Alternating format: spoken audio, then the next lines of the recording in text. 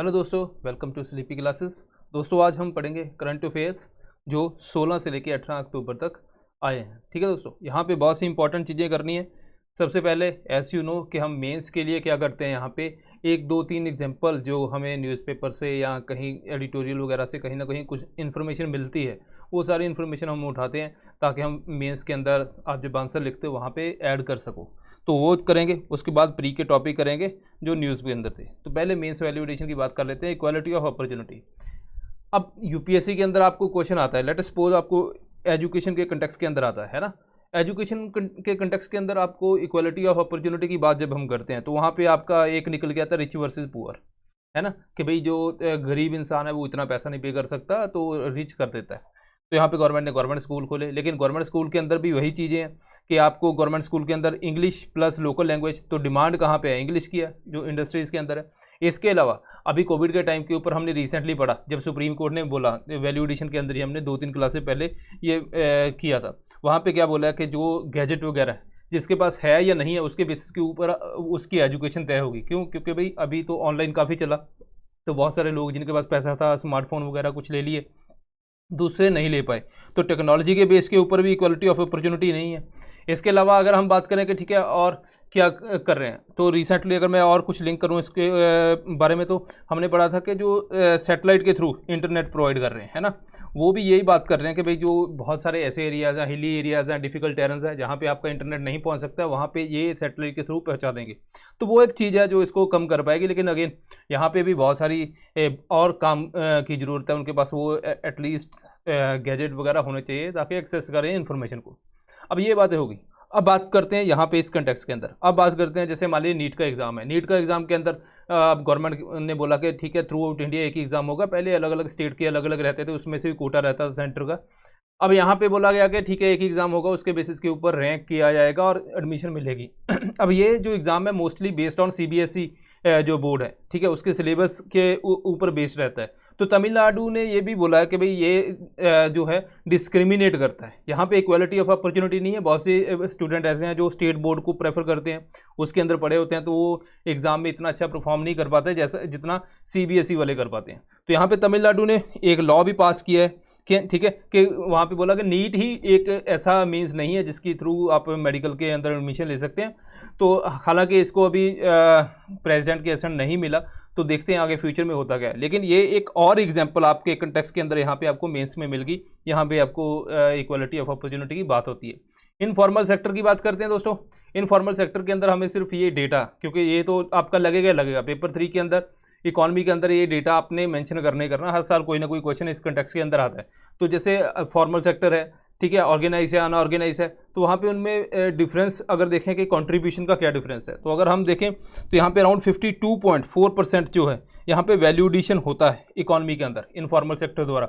लेकिन इनकी कंट्रीब्यूशन क्या है, एम्प्लॉय कितने हैं, 90%। तो 90% देखो, जस्ट 50 अराउंड 50% कंट्रीब्यूट करते हैं। इवन इनफॉर्मल या अनऑर्गेनाइज सेक्टर की अगर मैं बात करूं, तो अनऑर्गेनाइज सेक्टर की जब हम बात करते हैं वहाँ पे भी अगर आप देखोगे बहुत सी फैसिलिटी, सोशल सिक्योरिटी, ये कुछ नहीं मिलता। तो वो एक और कंटेक्स्ट है जिसके बारे में हम आने वाले टाइम में बात करेंगे। ठीक है जी। अब यहाँ पे डेटा एक डेटा की बात जब मैं करता हूँ कि ऑथेंटिक डेटा शेयर करना कितना इंपॉर्टेंट है, उसके लिए केस स्टडी आपने उड़ीसा की। उड़ीसा के अंदर जब साइक्लोन वगैरह हैं, इन्होंने बहुत ही अच्छे से मैनेज किए हैं। तो इसको हम 2 जगह यूज़ करेंगे। डिजास्टर मैनेजमेंट के ऊपर क्वेश्चन आता है, तो ये एक प्राइम एग्जांपल है जहाँ पे जो आईएमडी ने अच्छा डेटा दिया कि ठीक है इस कंटेक्स्ट के अंदर वहाँ पे कितना लॉस हो सकता है, ये वो सारी वार्निंग सिस्टम जो है उसको पूरा कोऑर्डिनेट किया गया लोकल लेवल तक, जिसकी वजह से अपना साइक्लोन के अंदर बहुत ही कम, ऑलमोस्ट 0 डेथ हुई। तो अच्छी एग्जाम्पल है डिजास्टर मैनेजमेंट के अंदर भी। और दूसरा कि डेटा और जो इफेक्टिव जो सिस्टम है ना, जो कोऑर्डिनेशन है, उसकी क्या वैल्यू है, ये अगर क्वेश्चन आता है वहाँ पे भी आपकी यही एग्जांपल लग जाएगी। तो डिपेंड करता है कैसा क्वेश्चन आता है, और आपने ये ध्यान रखना है जब भी यहाँ पे मैं बात करता हूँ कि ठीक है ये वाली एग्जांपल है, इसको हमने कहाँ कहाँ कोड कर सकते हैं। इसके अलावा आप जब सिलेबस अपना साथ में रखते हो, वहाँ पे डिफरेंट टाइप के आपको टॉपिक आपके नज़र में आते हैं, तो आपने ध्यान रखना है कि मैं और कहाँ इसको अप्लाई कर सकता हूँ। ठीक है जी। अगर एफर्ट बाय स्टेट फेडरलिज्म की बात करें, सेंटर स्टेट की बात करते हैं, सेंटर ठीक है काफ़ी डिजास्टर मैनेजमेंट के अंदर हेल्प करती है, तो यहाँ पे स्टेट ने भी अच्छा काम किया, तो वो भी आप एग्जांपल ले सकते हो। ठीक है, तो ये आपने ध्यान रखना है कि आपने किस कंटेक्स्ट के अंदर आपको इसको यूज़ करना है। अब बात करते हैं one health consortium. Recently department of biotechnology ने इसको लॉन्च किया है। इसके अंदर होगा क्या, पहले तो वन हेल्थ कंसेप्ट क्या है। वन हेल्थ कंसेप्ट के अंदर हमारी जो अभी ये कोविड के टाइम पे भी बहुत न्यूज़ में रहा, क्यों, क्योंकि भाई वाइल्ड लाइफ से, एनिमल से जो ह्यूमन बीइंग के अंदर जब कोई डिजीज़ फैलती है ना, तो वहाँ पे दोनों के अंदर एक बैलेंस नहीं है। इट मीन्स अगर मैं बात करूँ, जैसे मान लीजिए एनिमल हेल्थ है, यहाँ से कोई डिजीज़ चलेगी ह्यूमन के अंदर, है ना, कि भाई बैट से आ गई, कैमल से आ गई, मंकी से आ गई, तो इट मीन्स कि हमने कहीं ना कहीं वो एक बैलेंस, कि वो भी अपनी जगह ठीक रहे, हम भी एक बैलेंस बना के रखें, वो उसको हमने थोड़ा सा ब्रीच किया है, हमने एक्सेस उनके ऊपर रिसर्च किए है, कुछ ना कुछ ऐसा किया। तीसरा एंगल है एनवायरनमेंट, ठीक है। अब इन तीनों की हेल्थ अगर प्रॉपर है, एनवायरनमेंट के अंदर अगर आपने मान लीजिए बहुत ज़्यादा पोल्यूशन कर दिया, उसका इम्पैक्ट भी यहाँ पे देखने को मिलेगा, एनिमल हेल्थ के ऊपर भी देखने को मिलेगा, ट्रीज फॉरेस्ट डिफॉरेस्टेशन, ये भी सब कुछ, तो यहाँ पे तीनों इंटरलिंक्ड हैं। तो वन हेल्थ कंसेप्ट ये कहता है कि तीनों को हमने मैनेज करना है, ठीक है, उसी के ऊपर वन हेल्थ कंसेप्ट बेस है। अब वन हेल्थ कंसेप्ट के अंदर आपको बहुत सारी viral bacterial disease, zoonotic disease, है ना, एनिमल से जो ह्यूमन बीइंग के अंदर आती हैं, उनके अंदर आपको स्टडी करनी पड़ेगी, इसीलिए कंसोर्शियम ये स्टार्ट किया गया। तो यहाँ पे ये it is led by department of biotechnology के अंदर जो national institute of animal biotechnology Hyderabad है, वो लेड करेंगे, ठीक है। तो एक अपना मेंस में भी ये एग्जांपल आप कोड कर सकते हो, है ना, क्योंकि वहाँ पे आपको मेंस के अंदर क्या आएगा कि बैलेंस जो है वो ब्रीच किया ह्यूमन के अंदर, ह्यूमन ने, तो इलेबोरेट करो इसको, तो वहाँ पे आप ये एग्जांपल पेश कर सकते हो। जैसा इंडिया ने ये स्टेप भी किया है, इसीलिए किया है ताकि हम थोड़ा सा एक बैलेंस भी बना के रखें दोनों के अंदर, और वन हेल्थ कंसेप्ट भी यही बोलता है। ग्लोबल टीबी रिपोर्ट की बात करते हैं।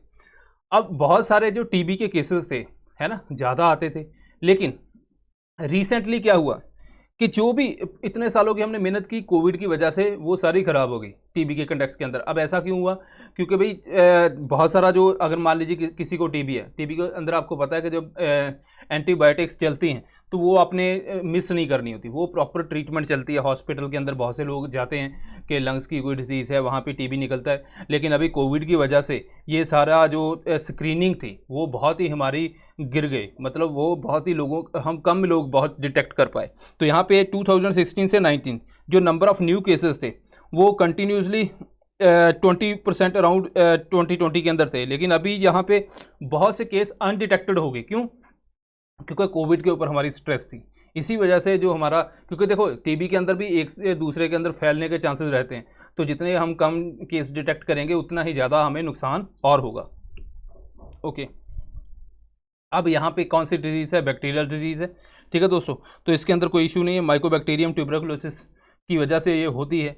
अब इंडिया ने बोला कि हम 2025 तक इसको एलिमिनेट कर देंगे, लेकिन क्योंकि जो टारगेट 2030 का, लेकिन खैर देखते हैं इस बार क्या होता है।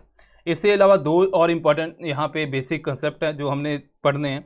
एक है, मान लीजिए कोई टीबी की ट्रीटमेंट ले रहे हैं, है ना, विद द टाइम क्या हुआ, एंटीबायोटिक आपने वो नहीं ली जो चाहिए थी, या अपने टीबी से पहले आपने बहुत सी एंटीबायोटिक खाते रहे हो, है ना, कुछ भी थोड़ा सा हो गया इन्फेक्शन तो डॉक्टर ने दे दी, या फिर खुद अपनी मर्जी से ले ली जो उसके लिए नहीं देनी चाहिए थी, ठीक है, बहुत ज़्यादा स्ट्रॉन्ग दे दी।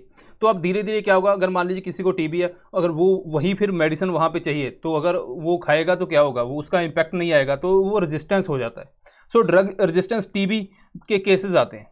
अब यहाँ पे जो, जैसे मान लीजिए ये जो ट्रीटमेंट है, जैसे मान लीजिए ये दो मेडिसिन है, आइसोनाइजिड एंड रिफेम्पसिन, अब इनको दिया जाता है, लेकिन अगर यहाँ पे भी रेजिस्टेंस आ जाए तो उसको बोलते हैं मल्टी ड्रग रेजिस्टेंस ट्यूबरकुलोसिस, ठीक है दोस्तों।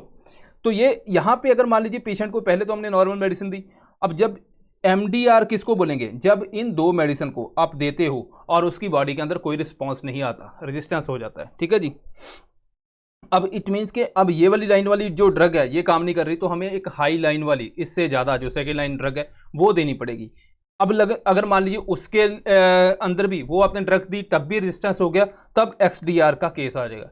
सबसे ज़्यादा अगर आप देखोगे, नॉर्मल पेशेंट टीबी का आपने ट्रीटमेंट कर दी, ठीक है, ड्रग रेजिस्टेंस टीबी, अगर MDR का केस है, इट मीन्स के कुछ मेडिसिन ऐसी हैं जो रेजिस्टेंस है, जो उसके लिए इफेक्टिव नहीं है, तो मतलब थोड़ी मुश्किल आएगी। XDR के अंदर तो देखो अभी यहाँ पे ड्रग जो मेजर ड्रग्स हैं वो भी रेजिस्टेंस कर गई, तो अब उसकी ट्रीटमेंट करना बहुत ही मुश्किल हो जाता है। इसीलिए बोलते हैं कि जो आपने एंटीबायोटिक लेनी है वो ध्यान से लो, है ना, जो रिक्वायर्ड है वही लें, और जितनी रिक्वायर्ड है वही उतनी ही लें, ठीक है दोस्तों। अब कंपनीज की बात करते हैं। भाई कंपनी भी अगर मान लीजिए सेकंड लाइन XDR के जितने केसेस बढ़ते हैं कि कंपनी को भी नई मेडिसिन कुछ ना कुछ बनानी पड़ेगी, बहुत ही डिफिकल्टी रहती है। इसीलिए जो सेकंड लाइन ऑफ ड्रग है तो अपने ध्यान से कोई भी एंटीबायोटिक लेनी चाहिए, ताकि भाई ऐसी ड्रग ना ले लें कि इससे पहले ही जो हमारी इफेक्टिवनेस कम हो जाए, बाद में कुछ इशू हुआ तो प्रॉब्लम आएगी। अब इसीलिए एक मेडिसिन और बनाएगी, पेटोमेनेड।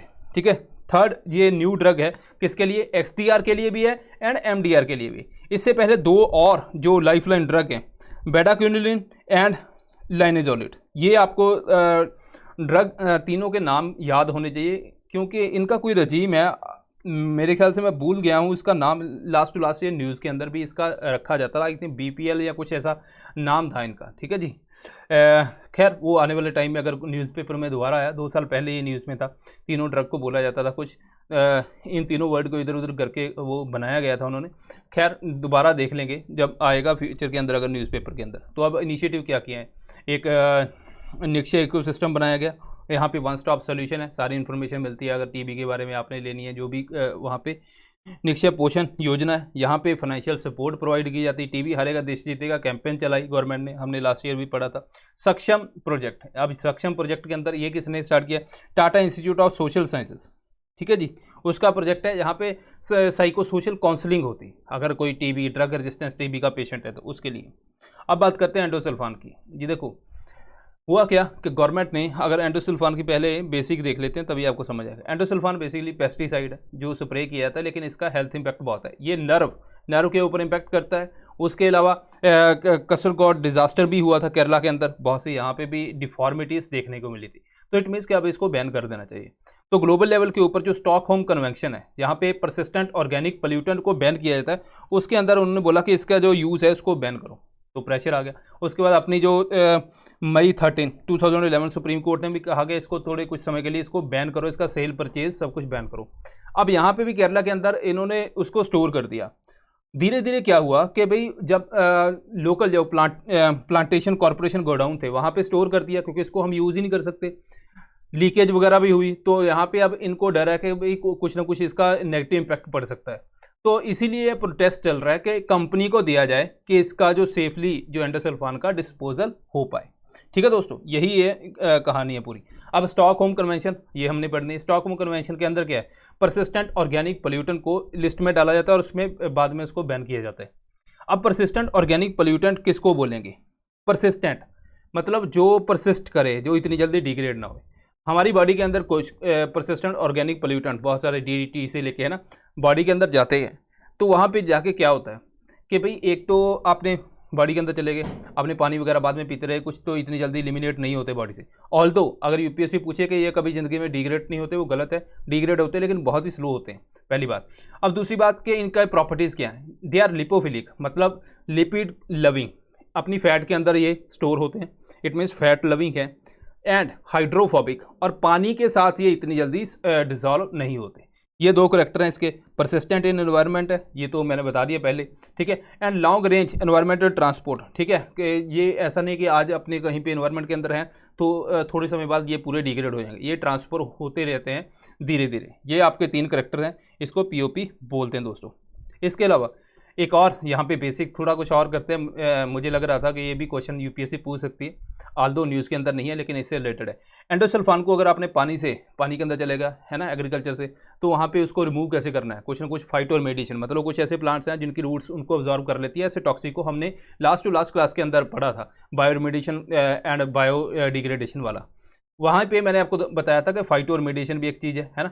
तो यहाँ पे फाइटोमेडिएशन की बात जब करते हैं तो फाइटोमेडिएशन के अंदर मतलब जो प्लांट्स हैं वो ऑब्जॉर्व कर रहे हैं। तो यहाँ पे 3 प्लांट्स हैं जो इफेक्टिव हैं, मोस्ट इफेक्टिव हैं जो वाटर के अंदर इस एंडोसल्फान के लिए। एक है सेल्विनिया मोलेस्टा, दूसरा हाइड्रिला है, तीसरा सेल्विनिया मिनिमम, ठीक है। इन तीनों के नाम आपने एटलीस्ट इसका नाम याद रखना है क्योंकि ये मोस्ट इफेक्टिव है। UPSC पूछ सकती है कि आपको तीनों प्लांट्स के नाम दे दिए गए या ये किसके लिए यूज़ है ना, मतलब ये कौन सा चीज़ को ऑब्जॉर्व कर सकते हैं।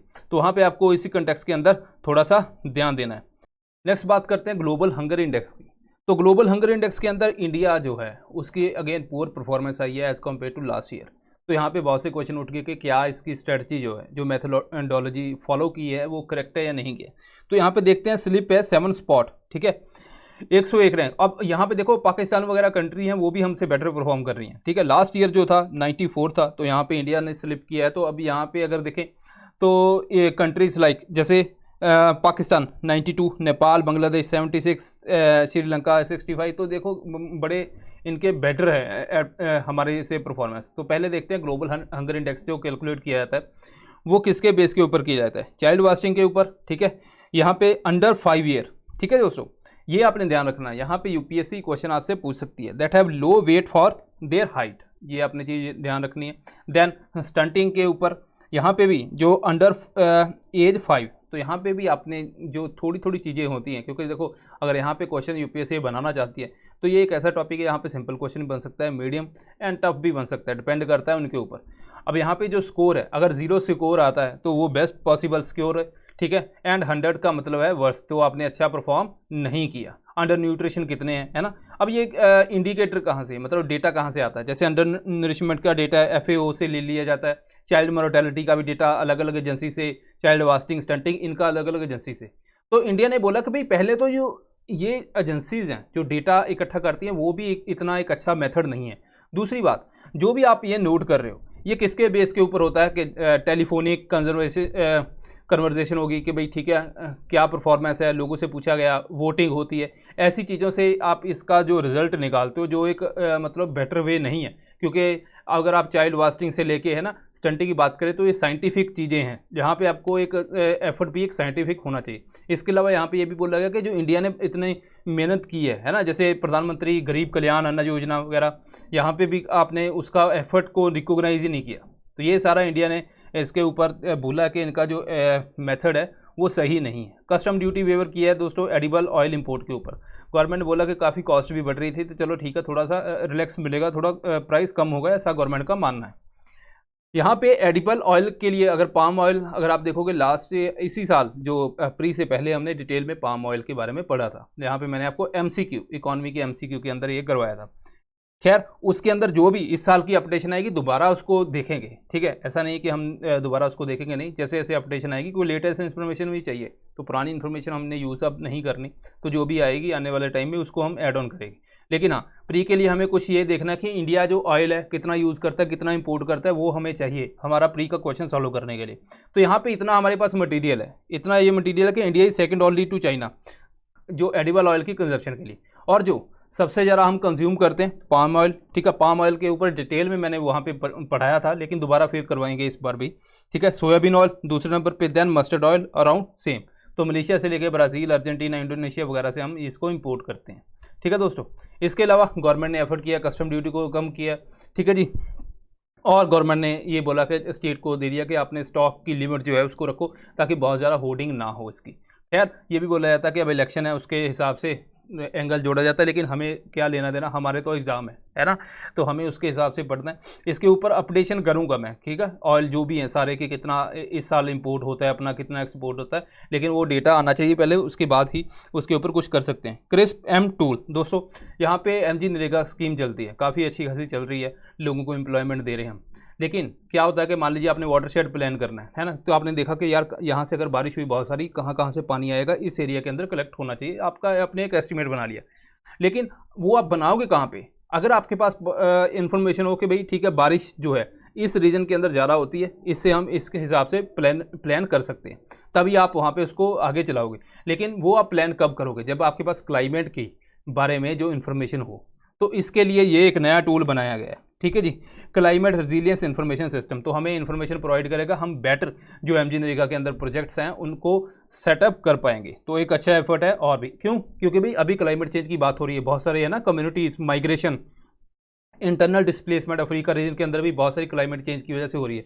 अगर हम इसको बेटर करेंगे तो लोकल लेवल के ऊपर क्या होगा कि एक बेटर प्लानिंग होगी क्लाइमेट चेंज की वजह से। अगर कल को कोई साइक्लोन से लेके बरसात वगैरह कुछ होती है तो हमें जो लोगों के ऊपर जो कम्युनिटी के ऊपर इम्पैक्ट बहुत कम होगा। और ये ऐसा नहीं कि थ्रू आउट इंडिया हम स्टार्ट कर रहे हैं, ये मेनली 7 स्टेट्स के अंदर है। यहाँ पे अभी तक तो बिहार, झारखंड, यूपी, मध्य प्रदेश, छत्तीसगढ़, उड़ीसा, राजस्थान, ठीक है दोस्तों। अब बात करते हैं, थोड़ा सा बेसिक भी देख लेते हैं। MG नरेगा 2005 के अंदर हमने स्टार्ट की और स्टार्टिंग के अंदर कुछ डिस्ट्रिक्ट के अंदर ही चली। उसके बाद इन्होंने बोला कि अब मिनिस्ट्री कौन सी है, रूरल डेवलपमेंट। और यहाँ पे जो ऐसा नहीं है कि गवर्नमेंट जो यूनियन गवर्नमेंट वो 100% पैसा देती है। यहाँ पे अगर मान लीजिए सिंपल यूपीएससी के अंदर क्वेश्चन आता है तो हर एक कर लेगा, लेकिन हमें यहाँ पे सिंपल क्वेश्चन एक्सपेक्ट नहीं करते। क्यों? क्योंकि भाई पहले भी ये क्वेश्चन आ चुका है। थोड़ा सा डिफिकल्ट क्वेश्चन एक्सपेक्ट करते हैं, उसको पढ़ेंगे अभी, ठीक है, इसी के अंदर उसको देखेंगे ताकि हमारा जो 100% ये टॉपिक कवर हो जाए। यहाँ पे जो 100 डेज का अनस्किल्ड जो लेबर है उसको ये यहाँ पे मतलब दी जाती है एम्प्लॉयमेंट। अगर मान लीजिए नहीं मिली, 15 दिन के बाद वहाँ पे एम्प्लॉयमेंट का अलाउंस भी मिलता है। ये ऐसी प्रोविज़न है उसके अंदर, ठीक है जी। अब दूसरी बात है कि जैसे प्रोजेक्ट है, क्या प्रोजेक्ट के अंदर कौन कितना पैसा देगा, ठीक है, ये चीज़ है। इन एनी प्रोजेक्ट जो 60% अमाउंट है वो वेजेस के अंदर जाएगी और 40% जो अमाउंट है वो मटेरियल, जो भी आपने उसके अंदर मटेरियल लगेगा ये वो सारा उसके अंदर इन्वेस्ट करनी है। यूनियन जो है वेज कॉस्ट जो है वो 100% सेंटर देगी और 75% जो सेंटर है मटेरियल कॉस्ट देगी, ठीक है जी। सोशल ऑडिट होगा ग्राम सभा द्वारा। इसके अलावा फंडिंग को अगर मैं और एक्सप्लेन करूं तो यहाँ पे 3 मेजर टाइप की एक्सपेंडिचर है, ठीक है जी, जो शेयर किए थे सेंटर एंड स्टेट के अंदर। Wages, unskilled, semi skilled and skilled labour. Even जो कोविड का टाइम था तो यहाँ पे कुछ स्टेट्स ने स्टार्ट किया था कि स्किल्ड लेबर को भी हम एम्प्लॉयमेंट दे रहे हैं।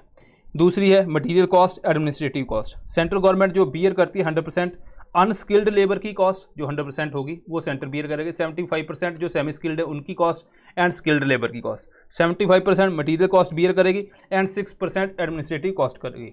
तो आपने ये देखना है कि जो वेजेस हैं अगर उसको भी मैं फर्दर क्लासीफाई करूँ तो वहाँ पर भी ऐसा नहीं कि सेंटर 100% कॉस्ट बियर करती है। यही चीज़ है जहाँ पर आपको यूपीएससी कन्फ्यूज़ करेगी, इसीलिए इसको थोड़ा सा डिटेल में पढ़ना था। इसके लिए एमजी नरेगा के अंदर जनधन योजना अकाउंट और आधार कार्ड, मोबाइल वगैरह ये सब हमने कंबाइन किए ताकि ऑनलाइन सब कुछ हो, ठीक है। नरेगा सॉफ्ट लेके जो इन्फॉर्मेशन प्रोवाइड करता है आपको कि क्या उसका मस्टर रोल से लेके हर एक इन्फॉर्मेशन यहाँ पे आपको मिलती है। एग्जैक्ट याद नहीं करना क्या क्या मिलता है, बस आइडिया। जियो टैगिंग, जो भी आपका प्रोजेक्ट है उसको लिंक किया जाता है, उसका लैटिट्यूड एल्टीट्यूड वगैरह, लॉन्गिट्यूड एंड लैटिट्यूड सॉरी, उसकी जो लोकेशन है एग्जैक्ट जो आप मोबाइल के ऊपर देखते हो वो सारी वहाँ पे विद द वीडियो उस प्रोजेक्ट की दिखाई जाएगी। जन मनरेगा है दोस्तों, यहाँ पे भी एसेट जो है जो भी उनके इसके अंदर बने उसका ट्रैक करना, ठीक है, फीडबैक, ये सब कुछ यहाँ पे प्रोविज़न है। इसके अलावा अगर मेंस के अंदर मैं थोड़ा सा वैल्यू एडिशन करवाऊँ आपको तो अभी 5-6 महीने पुरानी बात है, तो ये एक आर्टिकल आया था। इस आर्टिकल के अंदर ये बोला था कि भाई बहुत सी जो स्टेट्स हैं जहाँ पे पॉवर्टी का शेयर बहुत ज़्यादा है लेकिन जो एम्प्लॉयमेंट है मनरेगा के अंदर वो बहुत कम है। अगर आप बिहार का देखो तो शेयर पॉवर्टी के अंदर कितना है, 14.8% अराउंड, और यहाँ पे देखो स्किल जो लेबर का जो एम्प्लॉयमेंट का शेयर कितना है, 5.7। तो यहाँ पे ज़्यादा होना चाहिए था। इवन यहाँ पे यूपी के अंदर देख लो 22% शेयर है पॉवर्टी के अंदर और अराउंड 12% ये है। तो ये भी आपको इंक्रीज़ करना पड़ेगा। बीएसएफ पावर का एंड उसकी ज्यूरिसडिक्शन को इंक्रीज़ किया है अभी रिसेंटली। होता कि बॉर्डर एरिया वहाँ पे जैसे नॉर्मल पीस टाइम के ऊपर बीएसएफ जो बॉर्डर को सिक्योर करती है, तो नॉर्मल जब टाइम होता है वहाँ पे बीएसएफ का बॉर्डर से अंदर कितना एरिया ज्यूरिसडिक्शन बीएसएफ के अंदर रहेगी, ये कंटेक्स्ट रहता है। जैसे मान लीजिए यहाँ पे 2014 के अंदर गवर्नमेंट ने नोटिफिकेशन निकाली, यहाँ पे क्या बोला कि बीएसएफ कितने एरिया के अंदर बीएसएफ की ज्यूरिसडिक्शन है। यहाँ पे ये बोला गया whole of the area comprise Manipur, Mizoram, Tripura, Nagaland, Meghalaya, ठीक है जी, एंड 80 किलोमीटर गुजरात, ठीक है, गुजरात के मतलब बॉर्डर से 80 किलोमीटर अंदर तक, 50 किलोमीटर कहाँ पे, राजस्थान, एंड उसके बाद 15 किलोमीटर 15 किलोमीटर कहाँ पे, पंजाब, वेस्ट बंगाल, असम। अगर आप यहाँ पे देखो तो पंजाब, वेस्ट बंगाल, असम के अंदर सिर्फ 15 किलोमीटर था, लेकिन जो बॉर्डर से, और जो गुजरात है वहाँ पे 80 किलोमीटर था। उस टाइम पे गुजरात गवर्नमेंट के जो सीएम उन्होंने क्रिटिसाइज़ किया कि भाई इसको कम किया जाए क्योंकि स्टेट जो लैंड एंड ऑर्डर है ना, ये स्टेट सब्जेक्ट है और स्टेट कहती है कि हमारी पुलिस का अधिकार कम हो जाता है, आप बीएसएफ को ज़्यादा दे रहे हो, सेंट्रलाइजेशन हो रही है। तो अभी गवर्नमेंट ने क्या किया, जो 15 किलोमीटर था उसको पहले इंक्रीज़ किया। गवर्नमेंट ने क्या किया, यहाँ पे एक्सटेंड कर दिया 50 किलोमीटर, कहाँ पे, पंजाब, वेस्ट बंगाल, असम के अंदर, ठीक है। दूसरा, यहाँ पे जो गुजरात के अंदर 80 किलोमीटर था उसको कम कर दिया, मतलब बॉर्डर से अब गुजरात को थोड़ी सी राहत मिली होगी, तो यहाँ पे इसको 50 किलोमीटर कर दिया गया, ठीक है दोस्तों। अब यहाँ पे नेचुरली क्रिटिसिज्म होगा, डेफिनेटली होगा, लेकिन जब बीएसएफ के पास भी 2 तरह की पावर है, ठीक है। एक तो है जैसे सीआरपीसी के अंदर, पासपोर्ट एक्ट के अंदर, दूसरी है एनडीपीएस, आर्म्स एक्ट, मतलब जो भी ड्रग वगैरह ये वो पकड़ते हैं उसकी पावर। तो यहाँ पे पूरी जो एरिया इंक्रीज़ किया उसके अंदर पूरी पावर नहीं इंक्रीज़ की गई, ये पासपोर्ट सीआरपीसी के कंटेक्स्ट के अंदर ही इंक्रीज़ की गई है, लेकिन ड्रग वगैरह के अंदर नहीं इंक्रीज़ की और इसका अभी तक कुछ हमारे पास रीज़न भी नहीं है ऐसा क्यों किया गया। ठीक है, हेल्प क्या करेगा, उन्होंने बोला, गवर्नमेंट ने बोला कि थोड़ा सा ऑपरेशनल एफिशिएंसी बढ़ाएगा। आजकल क्या होता है कि ड्रोन से एक जगह से कुछ मटेरियल, आर्म्स वगैरह वो दूसरी जगह के ऊपर फेंक दिए जाते हैं, तो वहाँ पे कुछ इनको थोड़ी सी जो है पावर ज़्यादा मिलेगी ताकि ये उसके अंदर कुछ ऑपरेट कर पाए। लेकिन यहाँ पे अगेन वही है कि जो एनडीपीएस एक्ट वगैरह यहाँ पे कुछ नहीं बताया गया कि भाई इसके अंदर क्यों नहीं आपने पावर इंक्रीज़ की। स्टेट सब्जेक्ट है, स्टेट ये बोल रही है कि हमारा सब्जेक्ट है जो पब्लिक ऑर्डर है तो स्टेट लिस्ट के अंदर आता है, ये भी आप कर रहे हो। लेकिन हाँ, अगर कोई मान लीजिए बहुत बड़ा सिक्योरिटी जो स्टेट की डिफेंस को खतरा है, उस टाइम के ऊपर सेंटर जो है वो ओवर रूल करती है। ठीक है, लेकिन यहाँ पे कुछ ऐसा अभी खतरा है नहीं, क्यों किया गया, तो ये एक क्रिटिसिज्म है। बीएसएफ के बारे में बात करें तो मिनिस्ट्री ऑफ होम अफेयर आती है जो दोस्तों यहाँ पे 1965 के अंदर जो वॉर हुई थी इंडिया पाकिस्तान की, उस कंटेक्स्ट के अंदर ये बनाई गई थी। यहाँ पे इनका मोटो क्या है, जीवन पर्यंत कर्तव्य। ठीक है, एंड देन ये पाकिस्तान बांग्लादेश बॉर्डर, उसके अलावा सर क्रीक, अरेबियन सी के अंदर सुंदरबन डेल्टा, वहाँ पे भी ये थोड़ा सा उसको डिफेंड करते हैं। नॉर्मली पीस टाइम के ऊपर करेंगे तो पीस टाइम के अंदर क्या रोल होगा, उसको सिक्योरिटी देंगे, पूरा जो भी इन्फिल्ट्रेशन हो रही है उसको कवर करते हैं। वॉर टाइम के ऊपर इनका रोल सेकेंडरी आ जाता है, आर्मी का रोल प्राइमरी आ जाता है। प्रिजनर ऑफ वॉर उस टाइम के उनके गाइड करना, कैंप के अंदर गार्ड करना ताकि वो कहीं, ठीक है, इसके अलावा जो भी और टास्क होंगे उस टाइम टू टाइम मिलेंगे वो सारे ये करेंगे दोस्तों। ठीक है दोस्तों, अब एक्सरसाइज युद्ध अभ्यास किसके अंदर है, इंडो यूएस डिफेंस कॉपरेशन। तो नाम ही कंट्री का याद करना है बस, इससे ज़्यादा डिटेल में नहीं करना। एक तो क्वेश्चन ही बहुत ही कम आता है, दूसरा अगर आएगा तो उस टाइम के ऊपर अगर आप हर एक एक्सरसाइज को डिटेल में पढ़ोगे तो इतना हमारे लिए पॉसिबल ही नहीं है।